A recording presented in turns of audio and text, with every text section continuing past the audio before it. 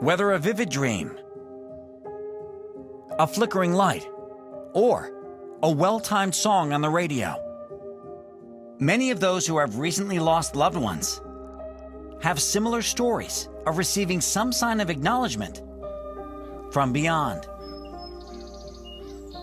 And while some of these incidents could be chalked up to one's own particular interpretation, what happened at a woman's funeral in the Dominican Republic seems to leave no doubt whatsoever.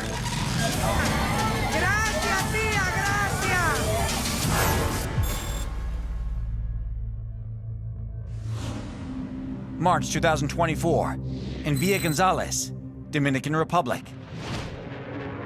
Mourners attending a funeral are equal parts shocked and inspired when one of the wreath flower arrangements starts doing this. Quítate, Noé! Quítate, Noé! Quítate, Noé!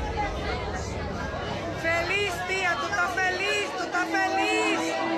Estás feliz, tía. The arrangement is forcefully and steadily wobbling back and forth, seemingly on its own. Gracias, tía, gracias. This is very bizarre. I love things like this, which are far and few between, where you're just obsessively watching over and over, clicking rewind and pausing and trying to figure out what the hell is going on here. It looks almost animal-like. Like the easel, the stand that the wreath is on, has been animated. It has come to life. It's almost like it's rocking back and forth on like two front legs or something. I mean, that thing is off the hook, swaying back and forth. It is having an absolute meltdown. There doesn't appear to be anything nearby that would be doing that other than what I would think would be wind. But looking at the other flowers around it, you don't see hints of breezes around it. I was looking for the energy to dissipate. I thought it would rock back and forth and start to slow down, but it seemed to just keep going. Apparently, matching the energy of those at the funeral. Tía, te amamos. Tía, te amamos, tía. Gracias, tía, gracias. There is this sincere excitement, this symbol from what they believe is the other side. It's like a sign that, hey, your family member is still here, still hanging out, doing good, and waving at you from their own funeral. And while rarely this overt, these signs might be more common than you think. There are a lot of people that have come to me over the years saying that they've had an experience very soon after their loved one died. I think one of the most common ones I hear is, I got a strange phone call. It was from my loved one's cell phone number.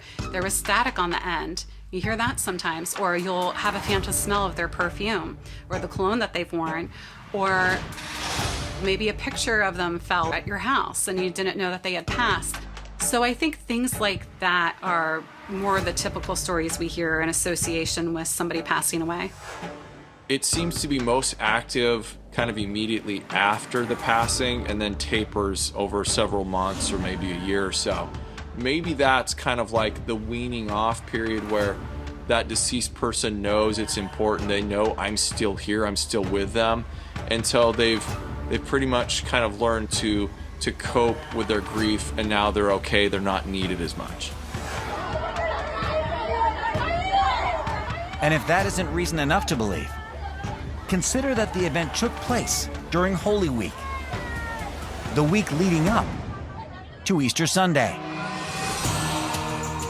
That's a time for miracles. Within that belief system, that is a time when everything is heightened. And so if something anomalous or spiritual or even just especially emotional happens at that time, it's imbued with this way bigger power of the calendrical year that makes a different interpretation almost impossible. Almost impossible, but not entirely. Because of the poltergeist-like nature of what we're seeing here, This very well could be RSPK, which is recurrent spontaneous psychokinesis, which could be coming from one of the people gathered there. It doesn't surprise me that maybe all of that emotion, all of that energy and intention surrounding those beliefs could charge the area, perhaps stir up some sort of activity like this. Regardless of the why or the how, it's just another feather in the cap of the inexplicable.